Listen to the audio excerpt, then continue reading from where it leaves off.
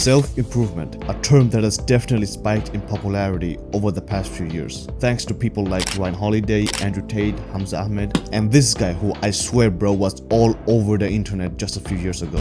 And pretty much everyone has heard of this term sometime in their life, self-improvement. But it hasn't always been like that. In fact, most of the self-improvement that we know today is actually bits of all philosophies and religions combined together. And in this video, I'll go over the evolution of self-improvement, how it was discovered, how its popularity declined after the 5th century, only to reappear alongside YouTube a few years ago. Now, make this video full screen, grab your expired donut, and let's start the show. And just note that captions are available for this video if you do prefer to have them on. Now, religions and philosophies have been around for thousands and thousands of years, so it's pretty much impossible to say when exactly self-improvement started, honestly. But the first signs of self-improvement are actually, surprisingly, millions of years ago. Because think about it, right? When our ancestors crafted a tool that would help them hunt, that was self-improvement, right? When our ancestors found out how to lit a fire, that was self-improvement when you think about it. Since there's something that improved their life and actually allowed them to survive, that was self-improvement. So the idea that self-improvement came from like old philosophies is actually wrong. Now, many philosophies do go over self-improvement, like Stoicism and Ikigai.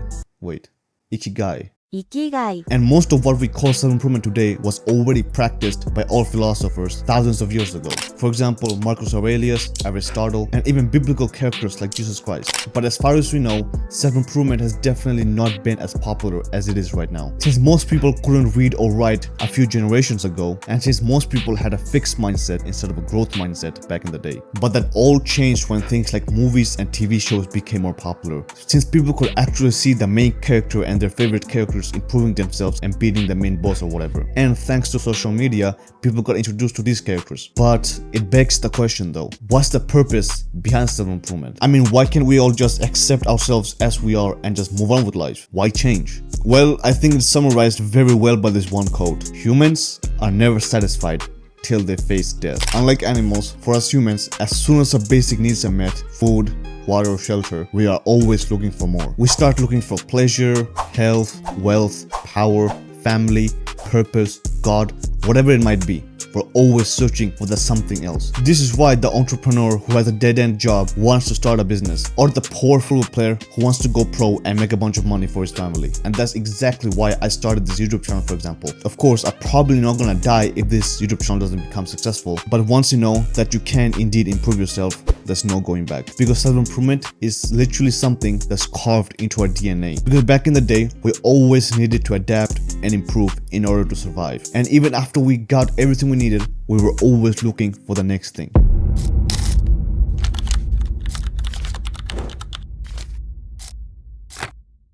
So, how did self-improvement get as popular as it did? Well, I already teased it a little when I said earlier about the internet and like TV shows and stuff like that, but I think there's more to it. Now, some might say it's because of like pressure from society, family, or even yourself to improve yourself, since we got more health problems now than ever in human existence basically. And because of inflation, money is also scarce, so of course we want to improve ourselves so that of course we're healthier, and also that we can get more money so that we can provide for our family. The second thing that people think of is because we humans are greedy, you know, like we always want the next thing, we always want that new luxurious bag, or we want like the extra 10 kilograms of muscle in our body. Now, even though these two statements are true, I believe that the main reason why self-improvement became as popular as it did is because of something called PDP, Positive Drive Principle, which basically means that we as humans were always searching for happiness. We want to get healthier and make more money. We are greedy and we want more things because we believe that that will make us happier. We build YouTube channels, we build businesses, we build aesthetic physique, we get a girlfriend because we believe that all of these things will make us happier. Even the entrepreneur who's working 16 hours per day, he believes that their work will result in a happier future. Or the fat middle-aged woman who is in the gym 4 hours per day, she believes that dieting and getting fit will be the happier option for her future. We humans are always looking for what will make us happy, and that is the main motivator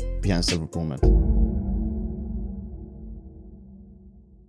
Now, I definitely feel like that the self-improvement niche is definitely shifting from like those old philosophy books into more of like Andrew Huberman science, because self-improvement is a way of life. So with the science, everyone can choose their own path, and second, they know that it's a fact and it's not something that some old guy said, 5,000 years ago. But there definitely are some things that science cannot explain. For example, spirituality, purpose, and God. And I definitely can see books getting less and less popular in the future because of course things like TikTok and social media and stuff like that. But most importantly, because nowadays we have podcasts, YouTube videos, audiobooks. So like, why would you read a book that's gonna take like 7 hours to finish when you can get like 90% of the information in the book in a 20-minute YouTube video, It's just faster, cheaper, and just more reliable, honestly. But I could be wrong about that also. But self-improvement definitely isn't going anywhere since, as I said, self-improvement is carved into our DNA. Another way that I definitely can see the self-improvement path going is into the book summary way. Since reading a book summary is just faster, cheaper, and a more reliable way to get the same information from reading an entire book. And if you're on self-improvement and you want to get ahead of 99% of people, then you have two choices. You can either click off this video and go watch some anime, or you can click on this video right here